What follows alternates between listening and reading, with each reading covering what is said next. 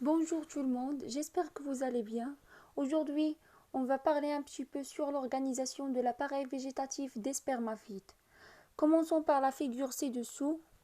On constate qu'elle est divisée en deux parties. Une partie supérieure, généralement aérienne, appelée l'appareil caulinaire ou la tige, et une partie inférieure, souvent souterraine, appelée l'appareil racinaire ou la racine. Alors, dans la partie supérieure, on trouve le bourgeon terminal, les bourgeons axillaires, les feuilles, les nœuds et les entre-nœuds, la tige et le collet. Le collet, c'est le point qui sépare la tige du racine. Dans la partie inférieure, on trouve la racine principale, là où les racines secondaires.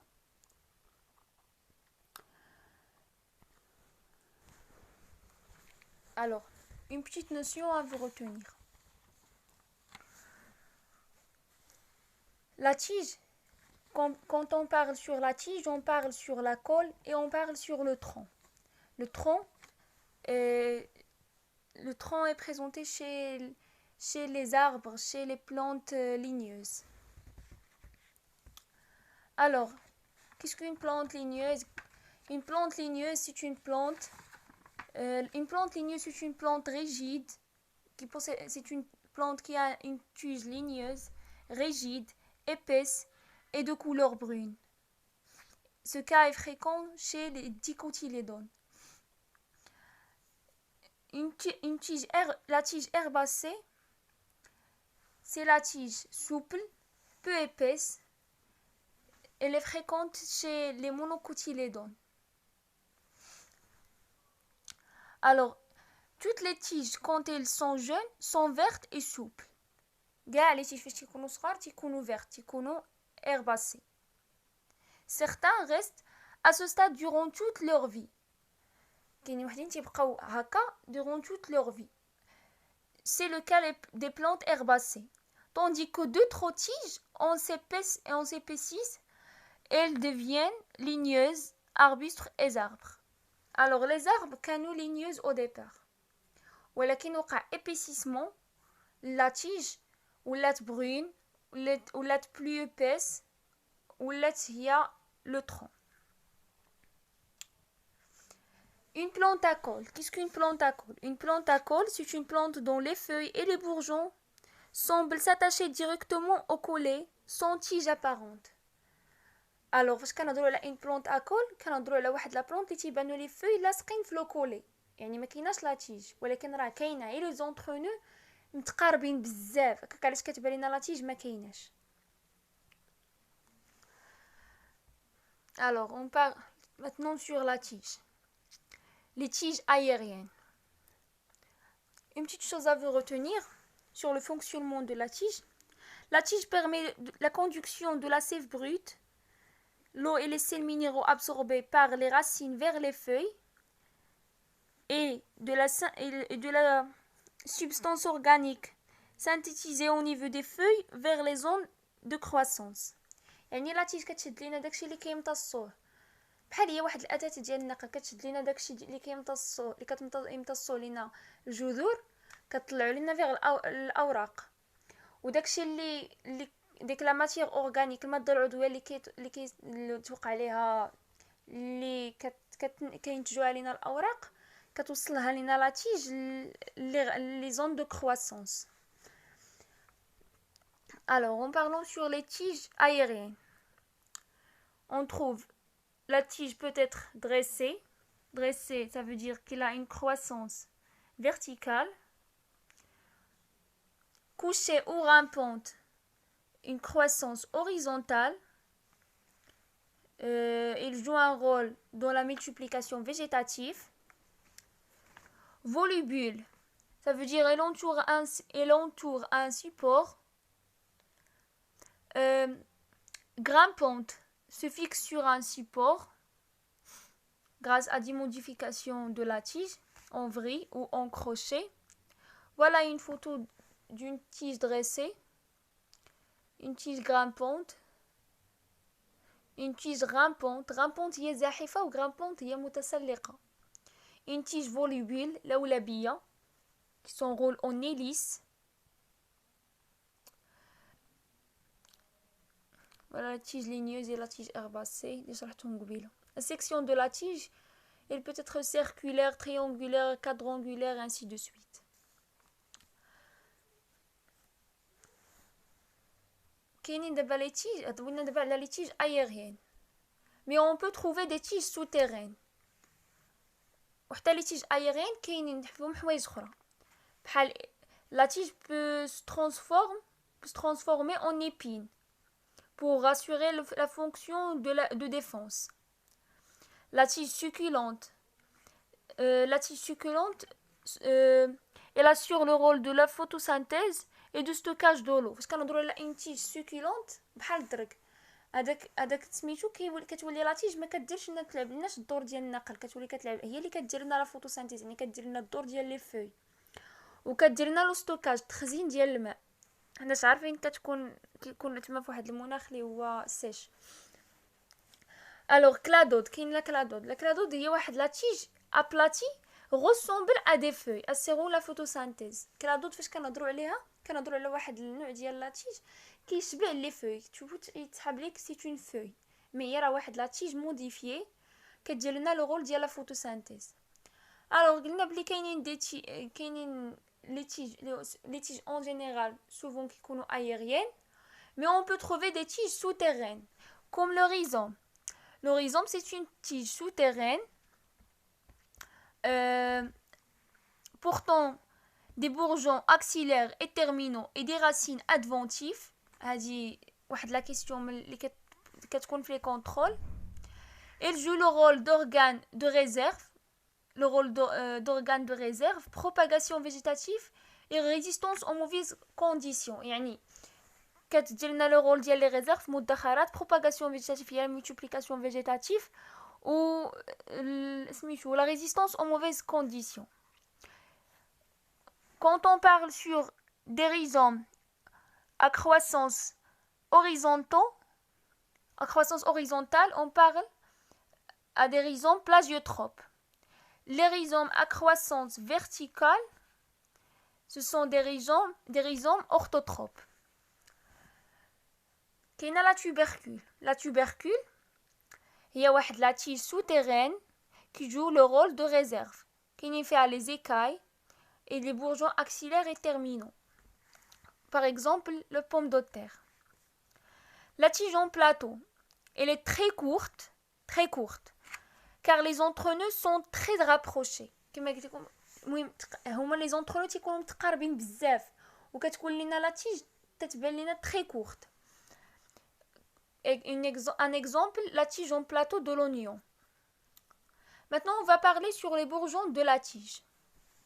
Alors, il existe des bourgeons végétatifs et des bourgeons reproducteurs.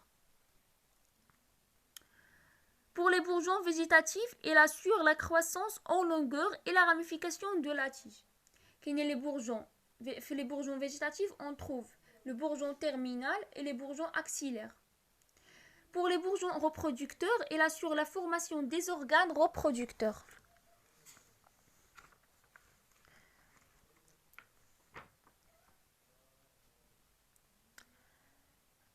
On peut trouver des bourgeons écailleux.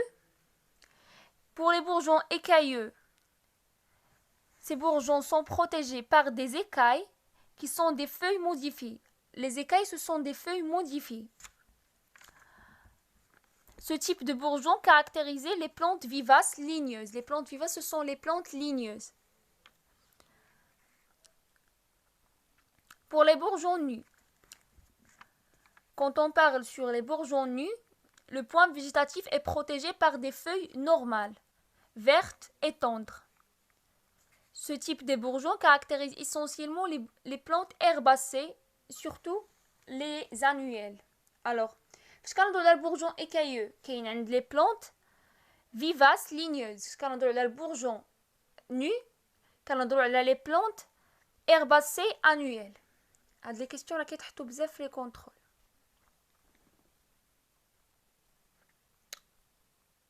La position des bourgeons végétatifs sur la tige. Le bourgeon terminal se situe au sommet de la plante. يكون في القمة. comme vous voyez ici. Le bourgeon axillaire, il se situe à la base des feuilles, qui compte la base ديال الأوراق. Le bourgeon adventif. Pour le bourgeon adventif, il se développe hors des essais foliaires, d'accord? Ne كيتحطوش عليهم des questions بزاف. Alors, la croissance de la tige. Maintenant, on parle sur la croissance de la tige. La croissance en longueur, c'est le fonctionnement du méristème primaire. La croissance en épaisseur, c'est le fonctionnement du méristème secondaire. On va parler en détail sur ces deux notions.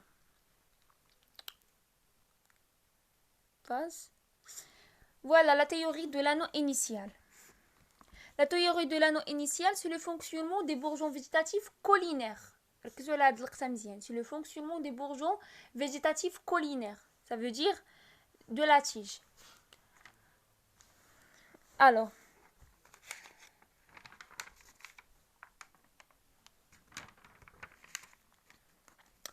le point végétatif collinaire de la tige n'est pas homogène. Au départ, quand le point végétatif est homogène. ولكن après l'étude microscopique, ce point végétatif n'est pas homogène. La théorie la plus retenue pour expliquer cette structure, la structure du point végétatif, les hétérogènes, c'est la théorie de l'anneau initial ou la théorie de Plantéfol en 1948. Les choses à retenir. La partie car les choses à retenir, alors, cette théorie a divisé le point végétatif en 3 zones. Une zone apicale axiale caractérisée par, comme vous voyez ici, la zone apicale axiale.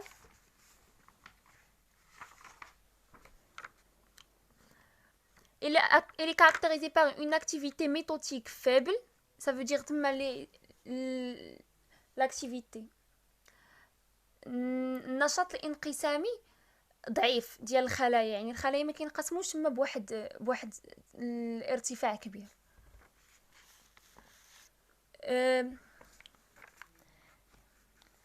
Le méristème médulaire a une activité métotique moyenne.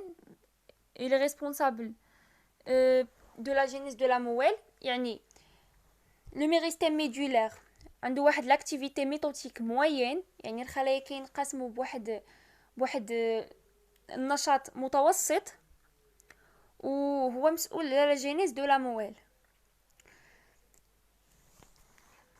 Pour la troisième, c'est la zone latérale. La zone latérale a une activité métotique élevée، يعني ما فين كيكون واحد الانقسام مزيان ديال الخلايا.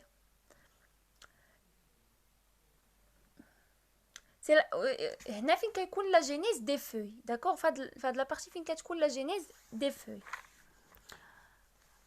اي اون باس. هادو هما لي شوز ا فو روتونير اللي خاصكم تكونوا عارفينهم باش كناس كيتسولوا عليهم بزاف في لي زيكزام. Alors, la croissance de la tige. La croissance de la tige. La croissance en longueur de la tige est assurée par l'activité du bourgeon terminal et le fonctionnement du méristème primaire. خذوا فاش تكون تسمعوا لا فيديو خذوا ورقه في يديكم وبقاو تنوطيو. المهم دابا la croissance en longueur. La croissance en longueur est due à deux phénomènes. Le premier phénomène c'est la mérèse. اشنا هي هاد لا ميريز؟ هاد لا ميريز بعدا كتكون في لو بوين فيجيتاتيف كي termine la tige, d'accord? C'est une croissance terminale. Il aboutit à la formation d'une tige embryonnaire portant les ébauches foliaires et des entrenœuds très courts.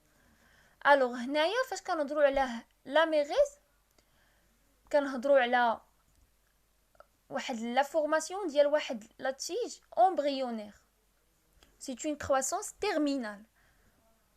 L'allongement des cellules méristématiques, c'est l'oxèse, d'accord? Alors, mérès هو la multiplication des cellules méresthématiques تضاعف ديال les cellules. L'oxèse هو l'allongement des cellules. C'est l'augmentation de la taille des cellules ou l'allongement des cellules. يعني les cellules كيتوسعوا. L'allongement il est localisé au niveau des entrepneus. C'est une croissance intercalaire au niveau des entrepneus. Des entrepneus. Elle est toujours extrêmement réduite au niveau des nœuds. Les nœuds qui sont réduits, qui sont l'oxèse réduite. Les entrepneus, il y a la localisation de l'oxèse. La croissance en épaisseur. Chez les gymnospermes et les dicotylédones ligneuses, le diamètre de la tige continue à s'accroître dans les régions qui ne s'allongent plus grâce à l'activité de deux méristèmes latéraux, le cambium et le phélogène. Je vous en détail la croissance en épaisseur parce que nous avons le méristème secondaire, le cambium et le phélogène. D'accord? Maintenant, la ramification de la tige. Les tiges ligneuses. Les tiges ligneuses, les هما vivaces. كاين عندهم une ramification terminale dichotomique. شنو هي la ramification terminale dichotomique? C'est le résultat d'une division par bipartition du point végétatif du bourgeon terminal. Le point végétatif du bourgeon terminal كتوقع عليه واحد la division par bipartition. يعني تيكونوا عندنا deux bourgeons. Lorsque les deux bourgeons ont la même taille, يعني la taille des rameaux formés et soit égale, on parle sur la ramification dichotomique isotone. Et lorsqu'on parle des rameaux à une taille différente, on parle sur la ramification terminale dichotomique anisotone. La chose à retenir, la ramification terminale ou dichotomique, c'est une ramification archéique. D'accord? Elle caractérise les ptéridophytes. Et il est rare chez les angiospermes. Les ptéridophytes ont la ramification dichotomique اللي هي terminale عندهم fréquente. ولكن les angiospermes عندهم قليلة. Voilà la ramification dichotomique isotone. Les deux rameaux ont la même taille. La ramification dichotomique anisotone. Les deux rameaux n'ont pas la même taille. Maintenant, on va passer à la ramification latérale. Ce type de ramification caractérise en général les spermaphites. Lorsqu'on parle sur une ramification latérale monopodique, le bourgeon terminal est toujours dominant. Il y en a deux cas. Il y a deux cas. Le premier cas, c'est lorsque les bourgeons axillaires ne se développent pas. On dit qu'ils sont dormants. Le cas ديال la ramification monopodique simple كيكونوا عندنا البورجون axillaire ما كيديروش الوظيفه ديالهم تيكونوا en dormance. D'accord? Ce cas, un exemple, c'est le palmier dattier. Le palmier dattier, où il y a la ramification monopodique simple. Pour la ramification monopodique ramifie, les bourgeons axillaires se développent. Les rameaux qui sont à la base sont plus longs que ceux qui sont proches du bourgeon terminal. Et là, il y a la ramification monopodique ramifiée qui connaît les bourgeons axillaires qui développent, mais qui connaissent en dormance. Les bourgeons axillaires ne sont pas en dormance. Ils se développent.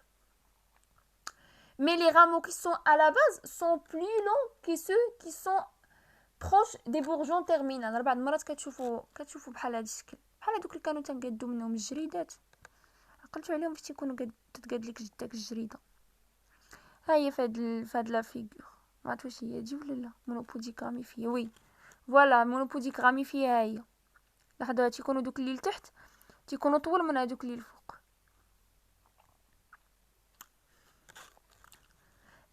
la ramification sympodique. باقي نحنا في la ramification latérale. كاينه la ramification monopodique ها هي monopodique, وكاينه la ramification sympodique. Sympodique كاينه monocasiale ou dicasiale. Pour la ramification sympodique, le bourgeon terminal qui a conduit la croissance de la plante pendant une année se dessèche et meurt. Deux cas peuvent se présenter. Alors, dès que le bourgeon terminal qui gère la croissance de la plante pendant une année, la croissance en longueur bien sûr, qui mout.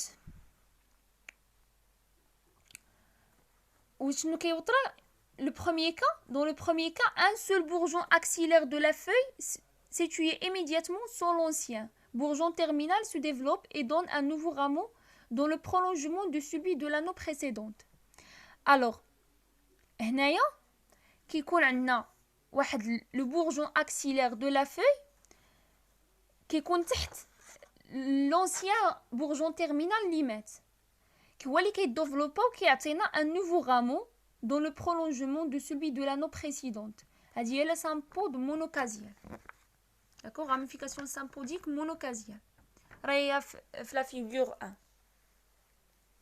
راهو هذاك اللي دايرين عليه une croix تيموت مات هذاك وطلع منه ان بورجون اكسيلير وعاوتاني مات وطلع منه ان autre bourgeon axillaire. Pour le deuxième cas, deux bourgeons axillaires subapicaux. Alors فاش كنهضروا على quand on parle sur la ramification sympodique monocasiale, on parle sur un seul bourgeon axillaire. Quand on parle sur une ramification sympodique dicasiale, on parle sur deux bourgeons axillaires subapicaux se développent. Les rameaux provenant du développement de ces deux bourgeons sont inégaux. Sympode dicasiale. Alors, ici, dans le deuxième cas, les deux bourgeons sont inégaux et n'ont pas la même taille. D'accord? Voilà un exemple d'une sympode dicasiale. Voilà monocasiale. Voilà la dicasiale sympode. On a le polycasial. Alors pour la feuille, غادي نديرها في la vidéo ان شاء الله اللي جاي. N'hésitez pas à poser vos questions et vos propositions dans les commentaires, ولا كانت une chose ما بانت لكمش قولوها ليا، والله يعاونكم حتى la vidéo الجايه ان شاء الله، وغادي نهضروا على les feuilles تاهما en détail.